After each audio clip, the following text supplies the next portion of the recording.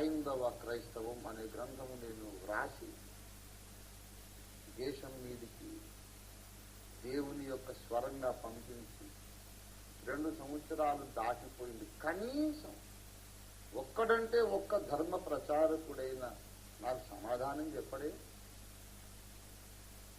వేల మంది చదివారు ఆ గ్రంథం. పెద్దలు ధర్మ ప్రచారకుల దృష్టికి వెళ్ళింది ఆ గ్రంథం. ఎందుకొరకు సమాధానం లేదు? యథార్థత ఉన్నదా అని అడుగుతున్నాను. యథార్థత లేదు అని నేను అనలేదు సుమా. కానీ మీ యథార్థతను చూపించండి.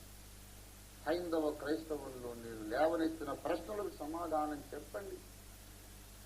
చెప్పరు.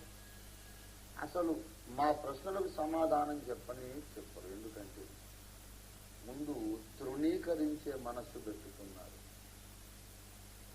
తృణీకరించే మనస్సు పెట్టుకుని దేవుని వెతికితే మీకు ఎలా దొరుకుతారు? ఆయన దేవుని వెతకండి, యథార్థంగా వెతకండి, వివేకము కలిగి వెతకండి, సాక్ష్యాధారములు చూచి వెతకండి, సాక్ష్యాధారములను కనుగొంటూ వాటి ప్రకారము వెతకండి.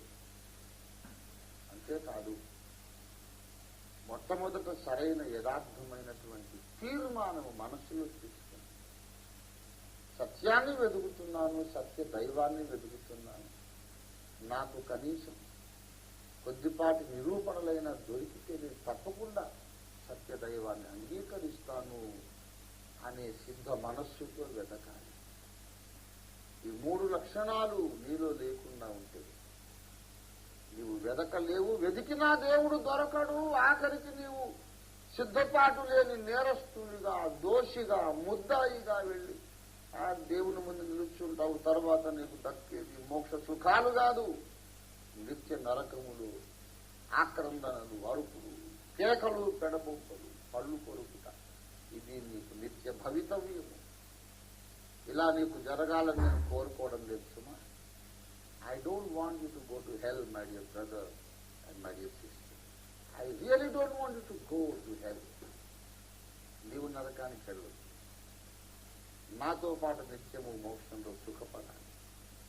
దేవుని ముఖాన్ని చూస్తూ, దేవదూతల స్థుతిగానాలు వింటూ, నీవు దేవుని స్థుతులు పాడుతూ, జరా మరణాలు లేని అద్భుతమైన మోక్ష సుఖములో నీవు జీవించాలి. అలా జీవించాలంటే దేవునితో సమాధాన పడాలి, దేవుని వెదకాలి. యేసుక్రీస్తును గూర్చిన సువార్త సాక్ష్యాధారములతో కూడినది. మా కార్యాలయాన్ని సంప్రదించి నా హైందవ క్రైస్తవ గ్రంథం తెప్పించుకుని చదివి నమ్మనైనా నమ్మండి, లేకపోతే దాంట్లో నేను చెప్పిన వాదన ఎందుకు అబద్ధమో నాకు జవాబైనా ఇవ్వండి. 2 చేయలేకపోతే దేవునికి మీరు లెక్క చెప్పుకుంటారు సుమా.